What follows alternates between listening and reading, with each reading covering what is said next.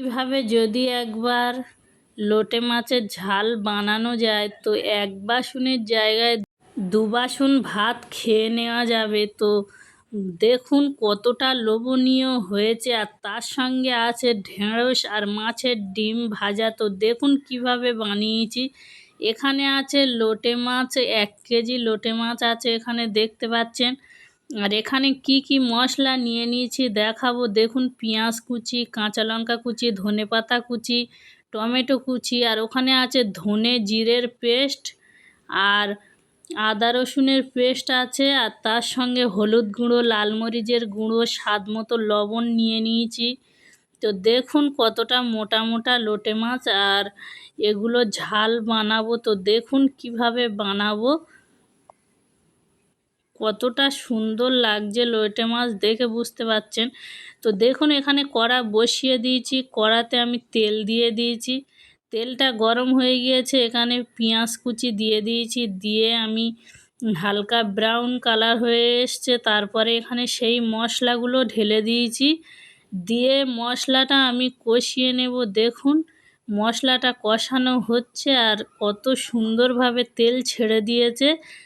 আর এখানে টমেটো কুচিগুলো দিয়ে দিয়েছি, কাঁচা লঙ্কা কুচি দিয়ে দিয়েছি, দিয়ে দেখুন মশলাটা কষিয়ে নিয়েছি আর কতটা সুন্দর লাগছে মশলার রঙটা।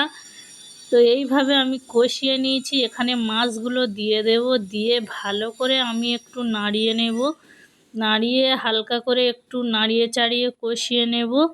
নেওয়ার পরে আমি এখানে হালকা করে সামান্য একটু পানি দিয়ে দেব, যেহেতু এ মাছ থেকে এমনিতেই পানি বার হয়, সেই জন্য সামান্য একটুখানি দিয়ে দিয়েছি আমি।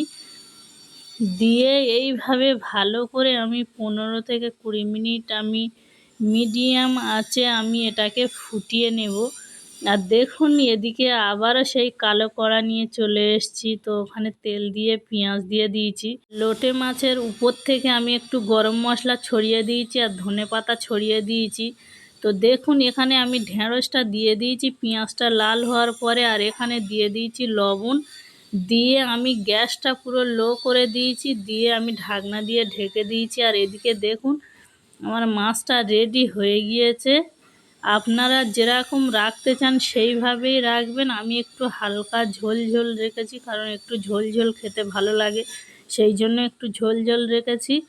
তো দেখুন এখানে আমি মাছের ডিম আর কাঁচা লঙ্কা কেটে দিয়ে দিচ্ছি। দেখুন দিয়ে আবারও ভালো করে নাড়িয়ে চাড়িয়ে আমি ঢাকনা দিয়ে ঢেকে দেব। দেওয়ার পরে আবারও একটু পরে আমি দেখুন ঢাকনাটা খুলে এখানে হলুদ গুঁড়ো দিয়ে দিয়েছি, দিয়ে ভালো করে আমি নাড়িয়ে চাড়িয়ে ভেজে নেব।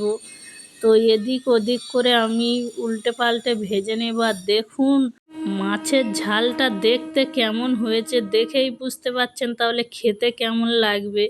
তো যাই হোক রান্নাটা রেডি হয়ে গিয়েছে। আর এদিকে আমি ঢেঁড়স ভাজাটা ভালো করে একটু এপিট ওপিট করে আমি ভালো করে নাড়িয়ে লাল করে আমি ভেজে নিচ্ছি। দেখুন আপনারা কে কোথা থেকে আমার ভিডিওটা দেখছেন অবশ্যই কমেন্টে জানাবেন, যাতে আপনাদের নামটা তুলে ধরতে পারি।